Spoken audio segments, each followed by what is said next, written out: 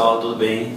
Eu sou o professor Rafael Vieira de Física, aqui do curso diferencial. Vamos lá para mais um vídeo dando dicas aí para ajudar vocês a maximizar a preparação que vocês estão tendo aí para o Enem. Vamos lá! Hoje nós vamos falar um pouco aí, dar dicas sobre a física do violão, que tem sido algo que nós temos falado bastante em sala de aula e que certamente pode ser algo que venha a ser cobrado no Exame Nacional de Ensino Médio, por ser uma aplicação muito bonita da física aí pra gente.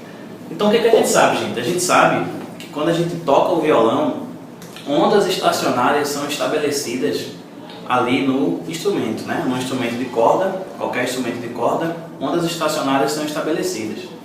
Falando especificamente do violão, a gente vê o seguinte, né? Que se a gente quiser calcular a frequência do violão, tá certo?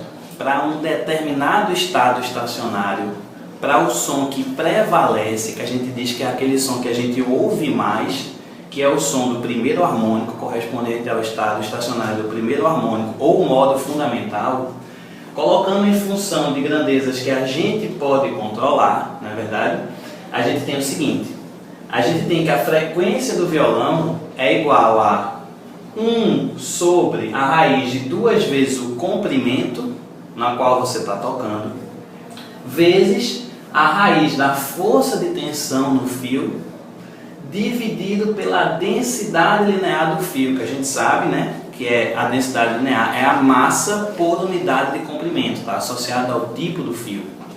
Então, com essa equação, a gente pode analisar diversos fenômenos, diversos dos sons que são ouvidos no violão. A gente pode analisar apenas com essa simples equação da física, beleza? Então vamos lá, para poder a gente chegar no bem bom logo. A gente sabe o seguinte, a gente sabe lá de acústica, que a frequência, à medida que a gente aumenta a frequência, na verdade é a qualidade fisiológica que a gente chama de altura, à medida que a gente aumenta a frequência, a gente tem um som mais agudo. Tum, tum, tum, tum. À medida que você diminui a frequência, o som tende a ficar mais grave. Tom, tom, tom. Estou tentando fazer aqui, não sei se estou conseguindo, mas estou tentando, né? Então, estou diminuindo, o som tende a ficar mais grave. Então, a gente percebe o que, gente? A gente pode perceber o que nessa equação? Que essas grandezas influenciam diretamente na frequência. Então, se a gente conseguir controlar esses caras aqui no violão, a gente pode ter um som mais agudo ou pode ter um som mais grave.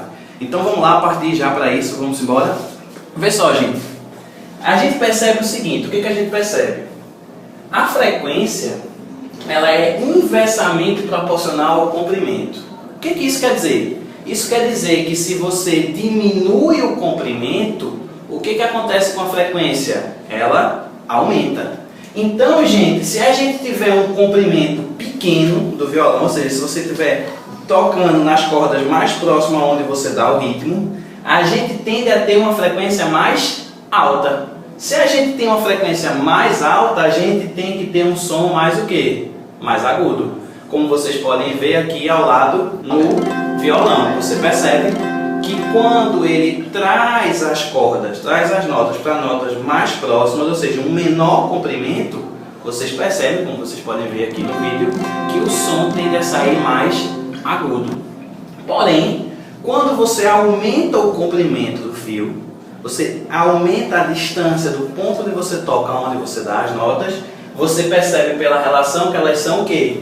Inversamente proporcionais. Inversamente proporcionais. Ou seja, quanto maior o comprimento, menor a frequência, logo o som tende a sair mais o quê? Mais grave. Como vocês podem ver aqui no exemplo. Observe. Beleza, galera? Tudo tranquilo? Então vamos embora, para finalizar isso aí.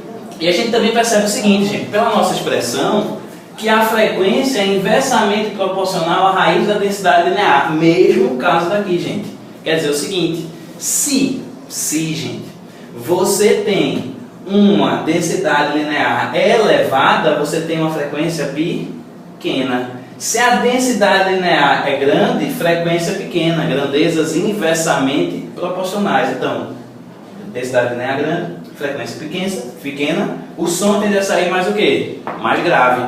Como vocês percebem, gente, quando o som, uma nota é dada no violão, como vocês podem ver aqui ao lado, quando uma nota é dada no violão, numa corda de aço, na verdade, como ela é uma corda mais grossa, ela tem uma maior densidade.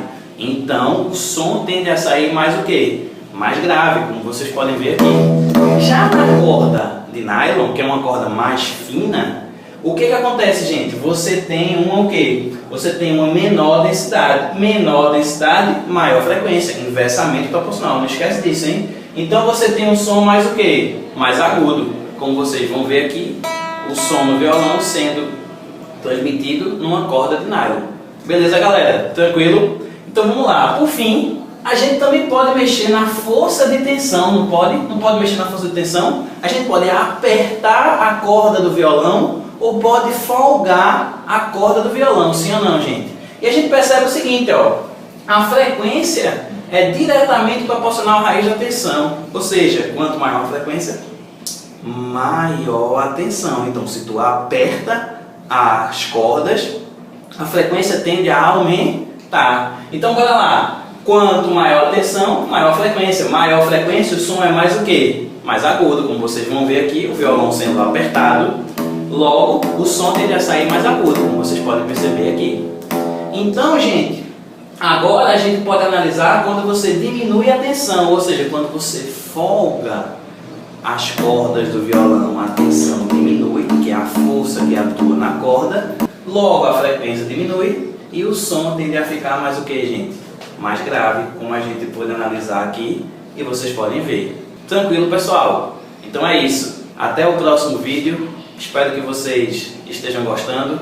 Não esqueçam de dar aquele curtir. E estamos aí, gente. Vamos lá, se Deus quiser, detonar aí nesse vestibular. Como eu sempre digo, se Deus é por nós, quem será contra nós?